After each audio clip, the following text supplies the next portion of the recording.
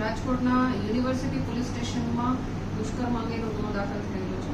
આની વિગત એવી છે કે બે આરોપીઓ મુકેશ સોલંકી અને પ્રીતિબેન ઘેટિયા આ બંને મળી અને જે ફરિયાદી છે એ મુકેશે એ ફરિયાદી સાથે દુષ્કર્મ આચરી અને એનો વિડીયો અને ફોટા બનાવી અને પછી એ બાબતની ધમકી આપી અને ફરિયાદી પાસેથી વારંવાર શરીર સંબંધ બાંધવા માટે માંગણી કરી અને ફોર્સફુલી એની સાથે શરીર સંબંધ બાંધી દુષ્કર્મ આચરેલ છે. અને સાથે સાથે આ ફોટો અને વિડીયો વાયરલ ન કરવા બાબતે પણ ફરિયાદી પાસેથી એમણે 4,25,000 જેટલા રૂપિયા બળજબરીથી કઢાવી લીધેલા છે. અને જ્યારે ફરિયાદીના લગ્ન હતા તો આ સમયે જે બંને આરોપીઓ છે એણે કાવતરું રચી અને ત્યાં પહોંચી અને ફરિયાદી અને તેના જે મંગેતર છે એમને જાનથી મારી નાખવાની ધમકી આપી અને એના જે લગ્ન પ્રસંગ છે એ બગાડી અને ગુનો કરેલો છે. ધમકી અને બળજબરીથી કઢાવવા બાબતનો ગુનો દાખલ કરવામાં આવેલો છે. આ ગુનાના કામે જે આરોપી છે પ્રીતિબેન ઘેટિયા તેમની અટક કરવામાં આવેલી છે અને જે મુકેશ સોલંકી છે એ હાલ હજી પકડાયેલ નથી એટલે એને પકડવા માટે અમારા પોલીસ સ્ટેશનની જે ટીમ છે એ કાર્યરત છે. મુકેશ અને પ્રીતિ બંને શિક્ષક પણ હોવાની વાત છે.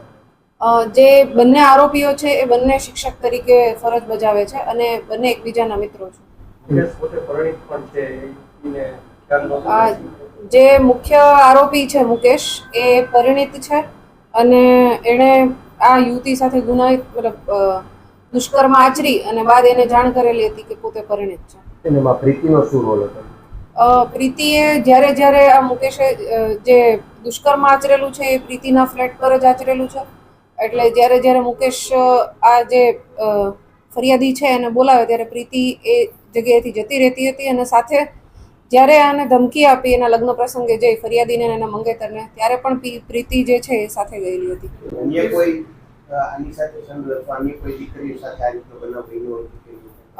હાલ આ બાબતની તપાસ ચાલુ છે કે આ આરોપીઓ જે છે એના દ્વારા અન્ય કોઈ પણ બીજી કોઈ વિક્ટીમ છે આવા કોઈ બનાવનો ભોગ બનેલ છે કે કેમ, અને જો આવું કંઈ ધ્યાનમાં આવશે તો એમના વિરુદ્ધ કાર્યવાહી કરવામાં આવશે.